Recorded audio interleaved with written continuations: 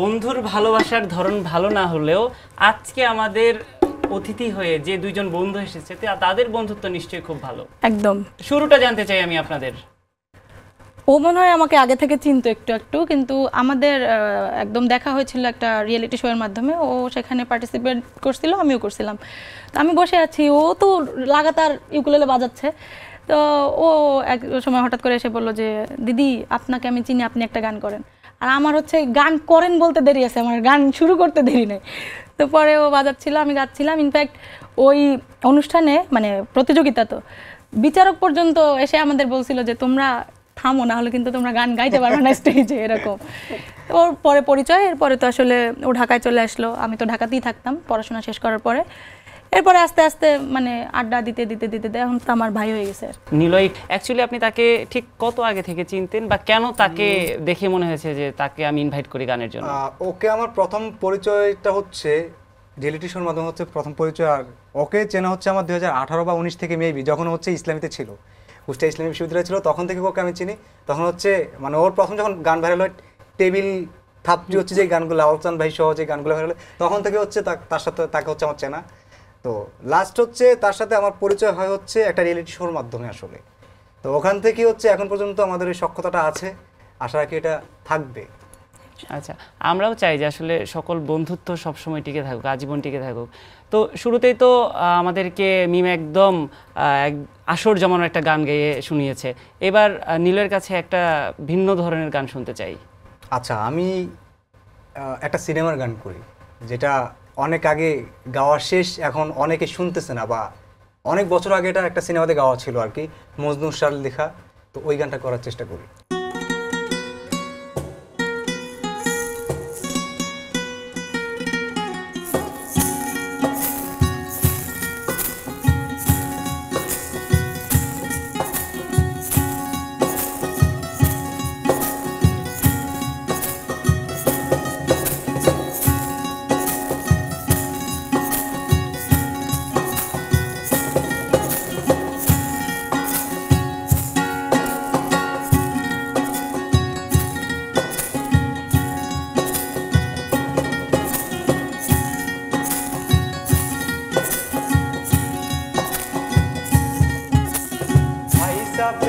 তুই জলে ভাষা সবাই না দিলে না, ভাই সাপে রে তুই জলে ভাষা সবাই না দিলে না, সবাই না দিলে না রে, সবাই না দিলে না, সবাই না দিলে না রে, সবাই না দিলে না, ভাই সাপে রে ভাই সাপে রে তুই জলে ভাষা সবাই না দিলে না, ভাই সাপে রে তুই জলে ভাষা সবাই না দিলে না।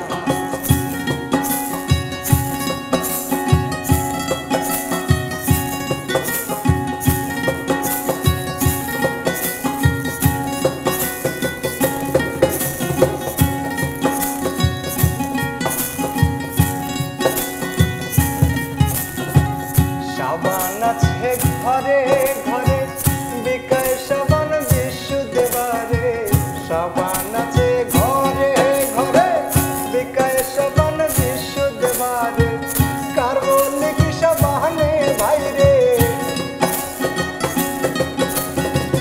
কার বললে কি সাবানে ভাই রে, গায়ের ময়লা উঠে না, ভাই সাবে রে তুই, ভাই সাবে রে তুই জলে ভাষা সবাই না দিলে না, ভাই সাবে রে তুই জলে ভাষা সবাই না দিলে না।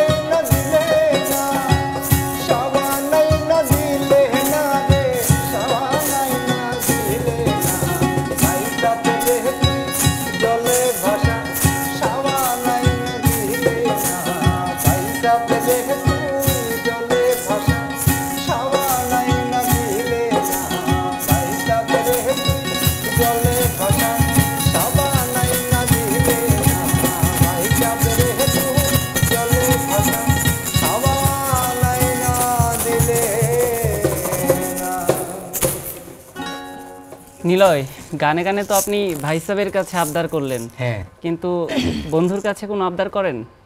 বন্ধুর কাছে আবদার বলতে আমার কিছু নাই, বন্ধু সবসময় আমার আবদার পূরণ করার চেষ্টা করে, তো ওর কাছে আমার আলাদাভাবে আবদার করা আসলে কিছুই নাই। কিন্তু এমন কোনো আবদার আছে যেটা আপনি বন্ধুর কাছে বারবার করেও সেটা আপনার পূরণ হয়নি? এমন কিছু আছে?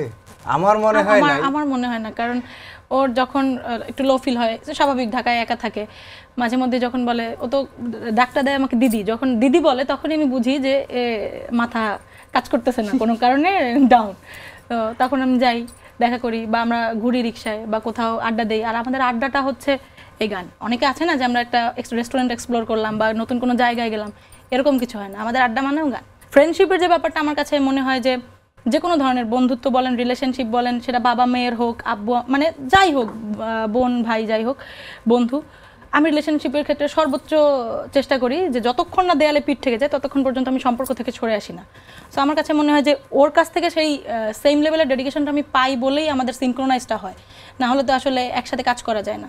আর আমার আশেপাশে, মানে আমি সবার সাথে হাই হ্যালো আমি খুব কথা বলি, কিন্তু আমার এরিয়ায় একদম ঢুকে কাজ করার বা একদম ঢুকে পড়ার যে ব্যাপারটা, এটার সংখ্যা খুব কম, খুবই লিমিটেড। আমার এরিয়া খুব রেস্ট্রিক্টেড, এবং এই রেস্ট্রিক্টেড এরিয়ায় যারা ঢুকে তারা একদম, মানে হয় না যে খাত থাকে না, একদম কাঁচা। মানে আমি খুব পরীক্ষা নিরীক্ষা করে আমার মানুষগুলোকে আমি রাখি আমার চারপাশে। একটাই অভিযোগ আমার, যে হুট করে রাগ হয়ে যায় মিমাপু, আর রাগ খুব ভয় পায় আমার আশেপাশের মানুষজন, এবং আমার যারা বড়, আমার থেকে অনেক বড়, তারাও দেখা গেছে যে রাগের সময় আমার কিছু বলে না, চুপচাপ না, মানে ওর বিষয়টা হচ্ছে কি মানে কোনো বলা কওয়া কিছু নাই, হুট করে, মানে ওর সাথে আমার কিছুই হয় নাই, হুট করে কল দিল বা মেসেজ দিল, হঠাৎ করে, মানে মনে হয় না যে ওই যে রোদের মধ্যে বৃষ্টি চলে আসে যে ব্যাপারটা, হঠাৎ করে। তো ওর ব্যাপারটা হচ্ছে ওইরকম যে সবকিছু ঠিকঠাক, এই যে এখানেও ঝগড়া শুরু করছি কিন্তু অলরেডি, তো সবকিছু ঠিকঠাক, হুট করে কোত্থেকে ওর মাথায় কি চাপে, ওই মানে ঝামেলা লাগে অন্য জায়গায়, ওই রাগটা ছাড়া হচ্ছে সে আমার উপর। আচ্ছা, আমরা তো ঝগড়া দেখলাম, আবার বলছিলেন যে নিলয় আসলে আপনার রাগটা ভয় পায়, ওর ভয় ভাঙানোর জন্য হলো এবার একটা মিমের গান শুনে আসলাম। এবার হাসান রাজার একটা গান করি। নিভে না দারুণ আগুন, নিভে না দারুণ আগুন, জ্বালে দিলেও জ্বালে, আগুন লাগাইয়া দিল প্রাণে, হাসান রাজার মোহনে, আগুন লাগাইয়া দিল প্রাণে।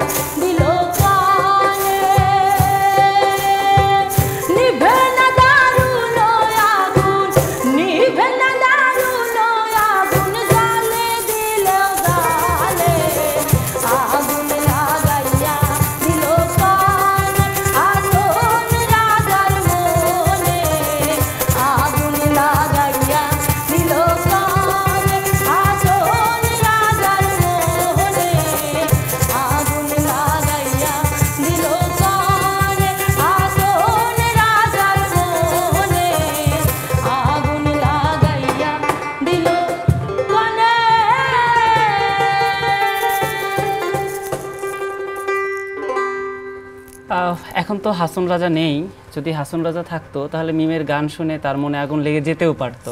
একদম যাক ভাগ্যিস আমরা নেই। এতক্ষণ তো আপনাদের সঙ্গে কথা বলছিলাম, আমাদের সঙ্গে কিন্তু রাজু ভাই আছে। আমি একটু রাজু ভাইয়ের কাছেও জানতে চাই যে এই যে মানে পাগল কিসিমের দুজন মানুষকে সঙ্গে নিয়ে যে আপনি বিভিন্ন প্রোগ্রাম করছেন বা আপনাদের গ্রুপ যেভাবে কাজ করছে, একটু আপনার অভিজ্ঞতা জানতে চাই।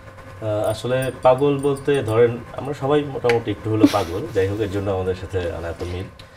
শুরুটা একটু বলি, আমি মিমের গান অনেক আগে থেকেই শুনি, যে নিলয় যেটা বললো যে মানে টেবিল বাজিয়ে যে লালচাঁদ ভাই একসাথে গান টান করছে তখন থেকেই শুনি। আর আমি নিলয়েরও খুব মানে একটা ভক্ত বলতে পারেন, কারণ নিলয়ের একটা মানে কেমনে ভুলিব আমি একটা গানের উইকুলেলে যে বাজাই, মানে হেভি একটা বাজাইছে, এই হচ্ছে সবথেকে বড় কথা। তারপর থেকে আমি মোটামুটি এদের খুবই মানে খুঁজে বেড়াইতাম যে কোথায় পাবো, কারণ আমি থাকি একটা জায়গায়, এরা দুজন থাকে দুই রকম মানে দুই জায়গায়। হঠাৎ করে দেখার পরে মানে যেটাকে বলে যে আল্লাহ আসলে মিলাই দেয়, যেটা বললাম পাগল যে মিলাই দেয়, এরকম একটা ব্যাপার স্যাপার। তো পাগল বলেন আর যাই বলেন, ভালোবাসার মানুষ এরা দুজন আমার। আর মিমের তো প্রচুর রাগ জিদ, এটা আমরা সহ্য করি আসলে। ঠিক আছে। আর নিলয়ের কথা কি বলবো, নিলয় খুবই যে ঠান্ডা মানুষ দেখতেছেন। তো সব মিলে যাচ্ছে। আর আমাদের একসাথে যখন আমরা প্রোগ্রামে যাই মনে হয় না যে আমরা কিন্তু ঢাকার বাহিরেই ম্যাক্সিমাম আমাদের প্রোগ্রামগুলো হয়, সবসময় মানে অনেক দূরে যাই, বাট মনে হয় যে আরো সময় মনে হয় একসাথে থাকতে পারলে মানে ভালো হইতো। আর শো শেষ করে এসে তো যে যার বাসায় যায়, খুবই খারাপ লাগে, মনে হয় যে না আসলে এটা চলতেই থাকুক, কেন যে মানে শোটা আমাদের এত শর্ট টাইমের হয়। সব মিলে আমরা খুব ভালো আছি, ইনশাআল্লাহ আমাদের জন্য দোয়া করবেন। আর অনেক ভালোবাসি তোমাদেরকে, ভালোবাসার মানুষ। যাক, আমি আজকে অনেক ভালো ভালো রিভিউ পেলাম আমার জন্য। আমি একটা জিনিস ক্লিয়ার হলাম যে রাগ জেদ আর নিলয় যে হচ্ছে বাইরের মানুষের সামনে। আর কিছু বলার দরকার নেই প্লিজ। আচ্ছা, আমরা মজা করছি কিন্তু নিলয় অনেকক্ষণ যাবত চুপ করে আছে। আমরা এবার একটা নিলয়ের গান শুনে আসি। ভুবন মোহনে রূপ তোমারিও, ভুবন মোহনে রূপ তোমারি, দেখলে প্রাণ জুড়ায়। আমার বাড়ি আয় রে বন্ধু, আমার বাড়ি আয়।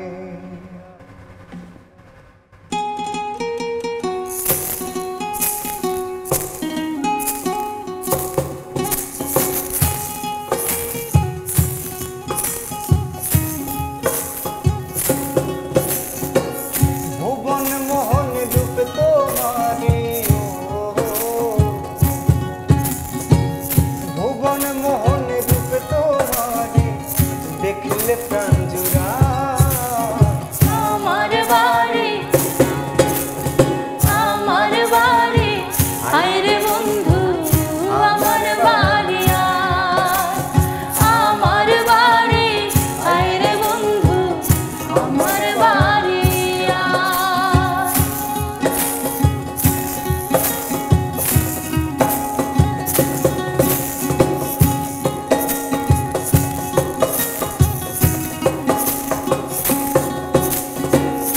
আমার বাড়ি আইতে বন্ধু, রাস্তায় কাদা জল, বাদে পাড়ার লোক সফল বন্ধু রে।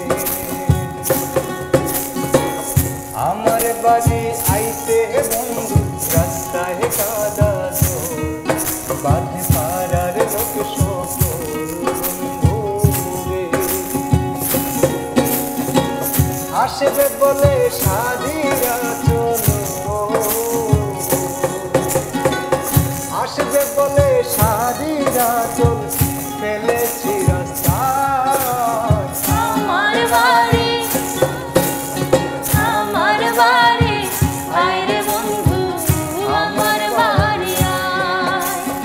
আমার বাড়ি আয় রে বন্ধু, আমার বাড়ি আয়। ভুবন মোহন রূপ তোমারি, ভুবন মোহন রূপ তোমারি, দেখলে প্রাণ জুড়ায়। আমার বাড়ি আয় রে বন্ধু, আমার বাড়ি আয়। আমার বাড়ি আয় রে বন্ধু, আমার বাড়ি আয়। আমার বাড়ি আয় রে বন্ধু, আমার বাড়ি আয়। আমার বাড়ি আয় রে বন্ধু,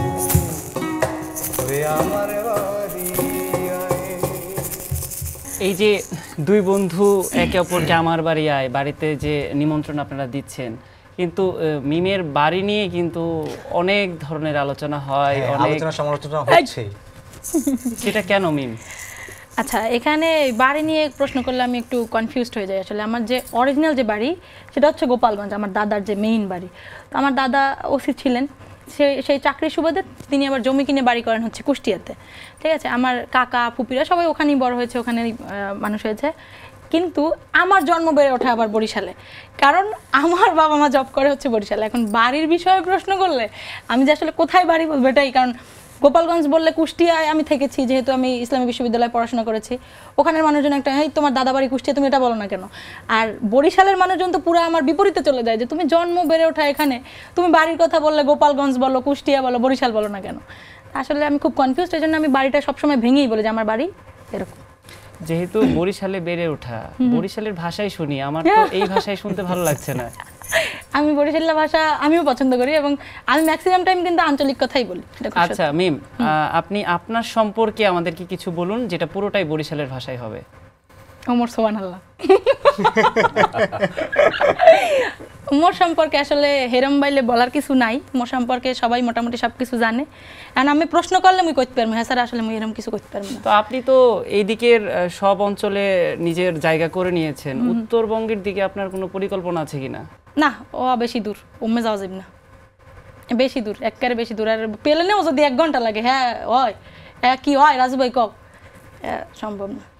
না, আর এখন আমি আসলে একটু আরামপ্রিয় মানুষ, খুবই আরামপ্রিয় মানুষ।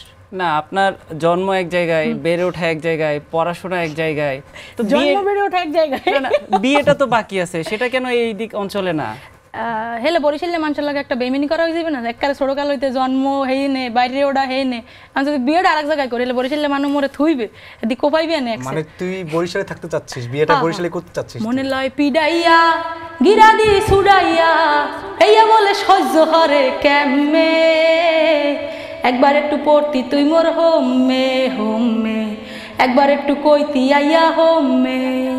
তো এটা সত্য কথা যে আমার আসলে এই একবারে গুছাইয়ে কথা কইতে আমার একসার হাসপাস লাগে। বরিশালের ভাষায় কথা কইতে পারলে আমার মনে হয় যেন একবারে একটা শান্তি পাইছি, পরাণের মধ্যে পরাণ চললে, এটা সত্য। এই যে আপনি নিজের সম্পর্কে যেটা বলছিলেন যে আপনি খুব রাগী, আপনি হুটহাট রেগে যান, বরিশালের মেয়েদের বৈশিষ্ট্য এটা? এখন আমার তো মানে জিন তো আর বরিশালে না, বাপে তো গোপালগঞ্জের, মানে এটা হতে পারে যে গোপালগঞ্জের লোকজনের হুটহাট এরকম রাগ হয়, কারণ আমি তবে আব্বু কিন্তু রাগি না। আব্বুরে দেখছি যে খুব সহ্য করার ক্ষমতা তার, কিন্তু রাগলে আবার ছাড়ে না। মানে আব্বু ছোটবেলায় আমার বছরে 1বার মারতো, আমি মেডিকেলে না যাই সুস্থ হতে পারতাম না। নিয়ম করে মারতো? মানে বছরের যে কোনো একটা সময় সে মারতো আমাকে। মানে একটা বছর আমি শিওর ছিলাম যে আব্বু মারবে, এবং সেই মায়েরে আমার আসলে হসপিটালে যাইতে হবে, নাহলে ডাক্তার দেখাইতে হবে। একবার একটা চর মারছিল আমার এখানে গালে, ঠিক আছে? তো বিকেলবেলা আমি দেখতেছি কি চোখের মনির কাছে একটা মুসুরি ডালের মতো কিছু একটা, তাই আমি স্থানীয় ডাক্তার দেখাইলাম, ড্রপ দিল, ঠিক হচ্ছে না। তারপরে বরিশাল নিয়ে যাওয়া হলো, তখন মানে ইটি করার পরে, পরীক্ষা নিরীক্ষা করার পরে ধরা গেল যে সূক্ষ্ম রগ একটা ছিঁড়ে গেছে মাথার, এক থাপ্পড়ে চোখের রগ ছিঁড়ে গেছে, একটা রগ, সূক্ষ্ম রগ একটা ছিঁড়ে গেছে, এবং তারপরে আমার 6 মাস চশমা কন্টিনিউ করতে হয়েছিল। আচ্ছা, আমরা এরকম মজার কষ্টের গল্প আরো শুনবো, তার আগে মিমের একটা গান শুনবো। ওকে, আমি যেহেতু আমরা এক্সের বরিশালে কথাবার্তা কইতে আছেন, বরিশালে মানুষ কিন্তু মোরে আর একটা নামে জানে, এটা হলে ভান্ডারি মিম। ছোটবেলায় যখন স্টেজ শো করতে যাইতাম তখন ভান্ডারি গান গাওয়া লাগবে, এখন একটা ভান্ডারি গান শুনাইতে। তুমি রাজ ভান্ডারি, তুমি রাজ ভান্ডারি, খাস ভান্ডারি, বাবা শফিউল, তুমি কুল ভান্ডারি, মূল ভান্ডারি, তুমি তোমার তুল। তুমি রাজ ভান্ডারি, তুমি রাজ ভান্ডারি, খাস ভান্ডারি, বাবা শফিউল, তুমি কুল ভান্ডারি, মূল ভান্ডারি, তুমি তোমার তুল। তুমি রাজ ভান্ডারি, তুমি রাজ ভান্ডারি।